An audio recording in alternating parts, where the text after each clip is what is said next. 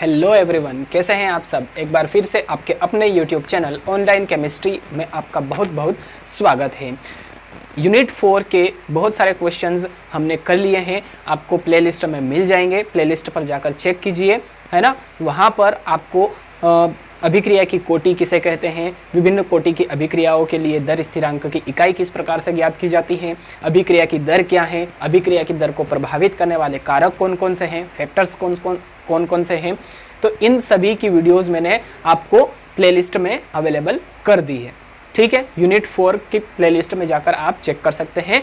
उसके बाद में आप ये वाला वीडियो अगर देखेंगे तो आपको बहुत ही ज़्यादा बेनिफिट मिलने वाला है, क्योंकि ये वाला जो वीडियो है ये उन वीडियो के बेस पर ही मैंने बनाया है। न्यूमेरिकल्स इसमें हम सॉल्व करेंगे। ठीक है, अभिक्रिया की कोटि और वेग स्थिरांक से रिलेटेड न्यूमेरिकल्स इस वाले वीडियो में हम सॉल्व करने वाले हैं। ठीक है, तो चलिए देख लेते हैं क्वेश्चन फर्स्ट क्या है। यहाँ पर दिया हुआ है कि निम्न दर स्थिरांकों से अभिक्रिया की कोटि पहचान कर लिखिए। पर दर स्थिरांक या वेग स्थिरांक की वैल्यू दी हुई है, तो k की वैल्यू के द्वारा या दर स्थिरांक के मान की सहायता से हमें अभिक्रिया की कोटि पहचानना है कि ये कौन सी अभिक्रिया की कोटि है। ठीक है, चलिए तो क्वेश्चन नंबर 1 है कि K is equals to 2.3 into 10⁻⁻5 litre mole inverse second inverse. अब देखिए मैंने रेड मार्कर से हाईलाइट किया है। हाईलाइट करने का रीज़न ये है कि ये वाली जो चीज़ है, ये वाली जो यूनिट है litre mole inverse second inverse, ये आपको आंसर ढूंढने में, आंसर फाइंड करने में बहुत ही ज़्यादा हेल्पफुल रहेगी।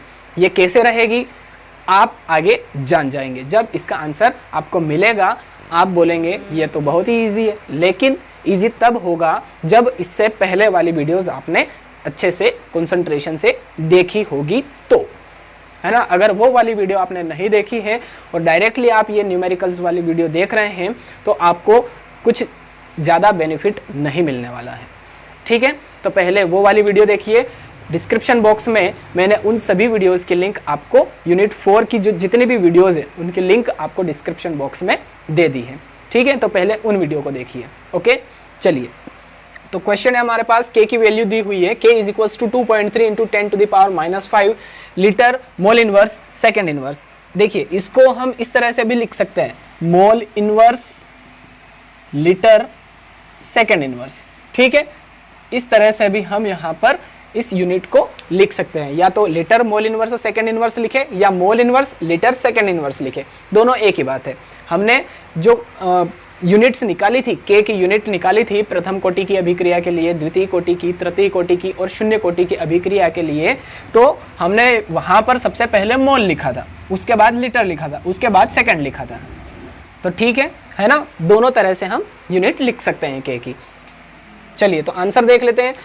द्वितीय कोटि की अभिक्रिया के लिए दर स्थिरांक की इकाई mole inverse litre second inverse होती है। देखिए mole inverse litre second inverse होती है। द्वितीय कोटि सेकेंड ऑर्डर रिएक्शन के लिए k की यूनिट क्या होती है, दर स्थिरांक की इकाई क्या होती है, mole inverse litre second inverse. अब ये कैसे आई, है ना, इसके लिए आपको पिछले वीडियोस देखना बहुत ही ज़्यादा ज़रूरी है।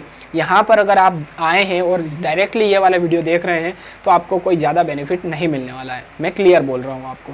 ठीक है, तो इसीलिए पहले वो वाले वीडियोस देखिए जो मैंने आपको प्लेलिस्ट में अवेलेबल कर दिए हैं, यूनिट 4 की प्लेलिस्ट में। ठीक, तो mole inverse litre second inverse होती है सेकेंड ऑर्डर रिएक्शन के लिए k की वैल्यू। अब अतः k is equals to 2.3 into 10⁻⁻5 litre mole inverse second inverse. देखिए litre mole inverse second inverse, यहाँ पर देखें तो litre mole inverse second inverse, litre mole inverse second inverse. तो देखिए हमने यूनिट की सहायता से, है ना, k की जो यूनिट है, k की जो इकाई है, उसकी सहायता से हमने अभिक्रिया की कोटि पहचान करके यहाँ पर लिख दी है ना। अभिक्रिया की कोटि क्या हो जाएगी, फर्स्ट वाले क्वेश्चन की द्वितीय कोटि की अभिक्रिया। द्वितीय कोटि की अभिक्रिया क्यों है, क्योंकि जो क्वेश्चन में हमें यूनिट गिवन है litre mole inverse second inverse, है ना, litre mole inverse second inverse, जो क्वेश्चन में यूनिट दी हुई है हमें k की, वो किसकी यूनिट है, सेकेंड ऑर्डर रिएक्शन की। तो इसलिए ये कौन सी अभिक्रिया हो गई, द्वितीय कोटि की अभिक्रिया हो गई। ठीक है, बहुत ही ज़्यादा सिंपल है अगर आपने पहले वाले वीडियोस देखे हैं तो। ठीक, चलिए तो आई थिंक फर्स्ट क्वेश्चन आपको अच्छे से क्लियर है। है ना, हमें कुछ नहीं करना है, हमें सिर्फ यूनिट देखनी है अगर अभिक्रिया की कोटि पहचानना है तो। अगर हमें क्वेश्चन में दर स्थिरांक दिया हुआ है और हमें अभिक्रिया की कोटि पहचाननी है तो उसके लिए हमें क्या करना पड़ेगा कि जो k की यूनिट है उसको अच्छे से ध्यान से देखिए और फिर पता करिए कि ये फर्स्ट ऑर्डर रिएक्शन के लिए k की यूनिट है या सेकेंड ऑर्डर के लिए k की यूनिट है या थर्ड ऑर्डर के लिए या जीरो ऑर्डर के लिए, है ना। तो सिर्फ यूनिट के आधार पर ही हम बता सकते हैं कि ये प्रथम, द्वितीय, तृतीय या शून्य कोटि की अभिक्रिया है। ठीक, चलिए सेकेंड क्वेश्चन क्या है, k is equals to 3 into 10⁻⁻⁴ second inverse, है ना। अब इसकी यूनिट क्या है, देखिए यहाँ पर सेकेंड इनवर्स। अब सेकेंड इनवर्स किसकी यूनिट होती है, पिछले वीडियोस में अगर आप जाएंगे थोड़ा सा दिमाग लगाएंगे तो हमें पता चलेगा कि ये प्रथम कोटि की अभिक्रिया के लिए दर स्थिरांक की इकाई का मान है, सेकेंड इनवर्स, है ना। तो इसकी जो इकाई है उसके आधार पर ही हम कह सकते हैं कि यह प्रथम कोटि की अभिक्रिया है। आंसर में भी वही लिखा है, देख लीजिए। प्रथम कोटि की अभिक्रिया के लिए दर स्थिरांक यानी कि k की इकाई क्या होती है, सेकेंड इनवर्स होती है। अतः 3 इंटू 10⁻⁻⁴ सेकेंड इनवर्स, है ना ये क्वेश्चन, सेकेंड इनवर्स प्रथम कोटि की अभिक्रिया है। सिर्फ यूनिट देखनी है हमें k की, उसी से हम अंदाजा लगा लेंगे कि ये प्रथम कोटि की अभिक्रिया है या द्वितीय कोटि की या फिर तृतीय कोटि की। ठीक है, तो सेकेंड क्वेश्चन का आंसर क्या हो जाएगा, प्रथम कोटि की अभिक्रिया, है ना। ये जो क्वेश्चन है k is equals to 3 into 10⁻⁴ second inverse, ये कौन सी कोटि की अभिक्रिया है, प्रथम कोटि की अभिक्रिया है। ठीक है, तो आई थिंक सेकेंड क्वेश्चन भी क्लियर है आपको अच्छे से। अब थर्ड क्वेश्चन देख लेते हैं, k is equals to 3 into 10⁻² h inverse, h का मतलब क्या होता है, आवर, है ना, घंटा, आवर इनवर्स। अब यहाँ पर देखिए आवर यानी कि घंटा, ये भी क्या है, टाइम की एक यूनिट है ना। जिस तरह से सेकेंड इनवर्स होता है उसी तरह से आवर इनवर्स भी है ना। उसी तरह से क्वेश्चन में मिनट इनवर्स भी दे सकता है आपको। तो ये जो तीनों यूनिट हैं ये किसकी है, टाइम की तो है, टाइम की यूनिट है second inverse, hour inverse, minute inverse.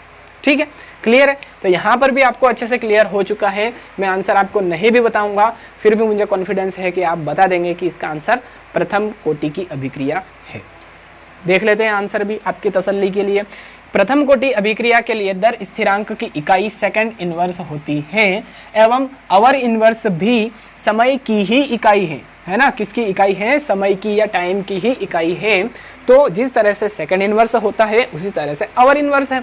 तो सेकंड इनवर्स जो है वो प्रथम कोटि की अभिक्रिया है, तो आवर इनवर्स भी क्या हो जाएगी, प्रथम कोटि की अभिक्रिया। सिंपल सी बात है यार, है ना। आप आई थिंक अच्छे से क्लियर हो गए होंगे कि ये जो आवर इनवर्स है ये भी क्या है, प्रथम कोटि की अभिक्रिया है। तो आपने देखा कि किस तरह से k की वैल्यू हमें दी हुई है और यूनिट हमें दी हुई है। उस यूनिट के थ्रू हम ऑर्डर ऑफ रिएक्शन या अभिक्रिया की कोटि को आराम से पहचान सकते हैं।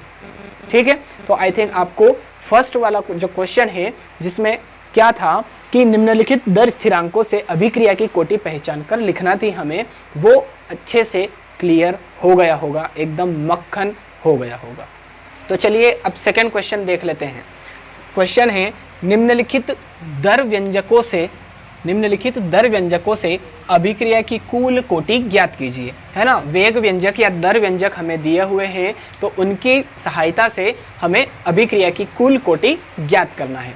ठीक है, चलिए तो क्वेश्चन 1 है वेग बराबर k a की पावर 1/2 एंड b की पावर है 3/2, है ना। a की पावर है 1/2 और 3 की पावर है 3/2। r is equals to k, a की पावर जो 1/2 है इसको हम क्या मान लेंगे, x मान लेंगे, और 3/2 जो पावर है उसको हम y मान लेंगे। ठीक है, और अभिक्रिया की कोटि क्या है, अभिक्रिया की कोटि की परिभाषा आपने पढ़ी है ना, कि जो घातांकों का योग होता है किसी भी अभिक्रिया में, सांद्रता के पद के ऊपर जो घात लगी हुई होती है ना, ये जो है स्क्वायर ब्रैकेट में ये किसी भी अभिकारकों की सांद्रता है ना। ये जो स्क्वायर ब्रैकेट होता है इसमें हम सांद्रता लिखते हैं अभिकारक की। तो ये a की सांद्रता कितनी हो गई 1/2 और b की सांद्रता कितनी हो गई, मतलब सांद्रता नहीं घात है ना, और b की घात हो गई 3/2, है ना। तो अभिक्रिया की कोटि की परिभाषा क्या होती है कि किसी भी अभिक्रिया में अभिकारकों की सांद्रता के ऊपर जो घातें लगी हुई होती है उनको हम जोड़ देते हैं, उनका हम योग कर देते हैं, एडिशन कर देते हैं, है ना। तो यहाँ पर 1/2 एंड 3/2 इन दोनों का एडिशन हो जाएगा और हमें फाइनल n की वैल्यू पता चल जाएगी। n का मतलब होता है अभिक्रिया की कोटि, है ना। अभिक्रिया की कोटि को n से डिनोट किया जाता है, ठीक है। तो अभिक्रिया की कोटि का फॉर्मूला क्या हो जाएगा, n = x + y, और x की वैल्यू यहाँ पर कितनी है 1/2, y की वैल्यू कितनी है 3/2। तो x की जगह 1/2 लिख दिया प्लस y की जगह 3/2 लिख दिया, ठीक है। यहाँ पर सोल्व किया तो 4/2 आया, कैंसिल हो गया, तो लास्ट में जो n की वैल्यू आई वो हमारे पास आ गई 2, और यहाँ पर n की वैल्यू 2 आई। तो ये कौन सी अभिक्रिया की कोटि है, द्वितीय कोटि की अभिक्रिया, है ना। n की वैल्यू 2 है तो द्वितीय कोटि की अभिक्रिया, n की वैल्यू 1 आ जाए तो प्रथम कोटि की अभिक्रिया, 3 आ जाए तो तृतीय कोटि की अभिक्रिया, ठीक है। तो फर्स्ट क्वेश्चन जो है आपको अच्छे से आई थिंक क्लियर हो चुका है। सेकंड क्वेश्चन अब हम देख लेते हैं। सेकंड क्वेश्चन है वेग बराबर k a की पावर 3/2 एंड b की पावर -1, ठीक है। तो 3/2 को हम x मान लेंगे और -1 को हम y मान लेंगे, यही लिखा है यहाँ पर। देखिए r = k, a की पावर x, 3/2 को x मान लिया, b की पावर जो -1 था इस -1 को हमने y मान लिया, ठीक है। तो अभिक्रिया की कोटि का जो फॉर्मूला है यहाँ से क्या हो जाएगा, n = x + y, वैल्यू रख देंगे, x की वैल्यू 3/2, y की वैल्यू -1/1, ठीक है। यहाँ पर ये प्लस का साइन ये वाला है, और y की वैल्यू जो है वो -1 है ना। तो यहाँ पर -1 और अपॉन में हमने 1 लगा दिया, कुछ नहीं है, इसका मतलब 1 है, ठीक। तो यहाँ से ये हो जाएगा 3/2 + -1/1, ठीक है। प्लस माइनस हो गया और 1/1 हो गया। अब यहाँ से और आगे हमने कैलकुलेट किया तो ये हो जाएगा, क्रॉस मल्टीप्लाई हो जाएगा, है ना। 3 का 1 में मल्टीप्लाई हुआ 3 और 2 का 1 में हुआ 2, साइन कौन सा है, माइनस का है, तो यहाँ पर माइनस लगा दिया हमने। तो 3 - 2 अपॉन में क्या हो जाएगा 2, तो 3 - 2 क्या हो जाएगा 1 और अपॉन में 2 एज इट इज था। तो यहाँ पर n की वैल्यू क्या हो गई, n = 1/2, और अगर n की वैल्यू 1/2 है तो ये कौन सी कोटि है, अर्ध कोटि की अभिक्रिया, ठीक है। हाफ ऑर्डर अर्ध कोटि की अभिक्रिया हो जाएगी। अगर n की वैल्यू हाफ है तो अर्ध कोटि की अभिक्रिया। प्रथम कोटि की अभिक्रिया में n की वैल्यू 1 होगी, द्वितीय कोटि की अभिक्रिया में n की वैल्यू 2 होगी, तृतीय कोटि की अभिक्रिया में n की वैल्यू 3 होगी, और शून्य कोटि की अभिक्रिया में n की वैल्यू 0 होगी, ठीक है। और यहाँ पर देखिए n की वैल्यू हाफ है, 1/2 है, तो ये अर्ध कोटि की अभिक्रिया हो गई। और हमने अभिक्रिया की कोटि की जो परिभाषा है उसमें लिखा था कि अभिक्रिया की कोटि यानी कि n का मान पूर्णांक भी हो सकता है, प्रभाज्य भी हो सकता है, और साथ ही शून्य भी हो सकता है, ठीक है। तो देखिए यहाँ पर ये जो n की वैल्यू आई ये फ्रैक्शन में आई है, प्रभाज्य में आई है ना, 1/2 है, तो ये अर्ध कोटि की अभिक्रिया हो गई, ठीक है। क्लियर हो गया। तो आई थिंक इसके पहले वाला जो क्वेश्चन था, दर स्थिरांक की सहायता से अभिक्रिया की कोटि किस प्रकार से हम पहचानेंगे, वो वाला क्वेश्चन भी आपको अच्छे से क्लियर हो चुका है। और दर व्यंजकों या वेग व्यंजकों से अभिक्रिया की कुल कोटि किस प्रकार से ज्ञात की जाती है, ये भी आई थिंक आपको अच्छे से क्लियर हो चुका है। 2 एग्जाम्पल हमने लिए थे, दोनों ही एग्जाम्पल आई थिंक आपको बहुत ही बेहतरीन तरीके से क्लियर हो चुके हैं। तो मुझे उम्मीद है कि वीडियो आपको बहुत ही अच्छा लगा होगा, पसंद आया होगा। अगर आपको वीडियो अच्छा लगा है तो प्लीज़ वीडियो को लाइक ज़रूर कर दीजिए, और अगर आपको ऐसा लगता है कि ये दूसरे बच्चों के लिए भी हेल्पफुल रहेगा तो प्लीज़ वीडियो को अधिक से अधिक शेयर कर दीजिए अपने फ्रेंड्स के साथ में।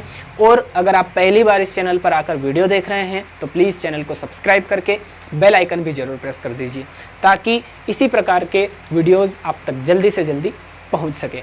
तो आज जो हमने 2 क्वेश्चन पढ़े, इन दोनों क्वेश्चन के रिगार्डिंग अगर आपके कोई डाउट्स हैं, कोई क्वेश्चंस हैं, तो मुझे कमेंट बॉक्स में ज़रूर कमेंट कीजिए। अगले वीडियो में मैं कोशिश करूँगा कि उन क्वेश्चंस के आंसर्स आपको दे पाऊँ, ठीक है। चलिए मिलते हैं अब नेक्स्ट वीडियो में, तब तक के लिए थैंक यू सो मच, जय हिंद।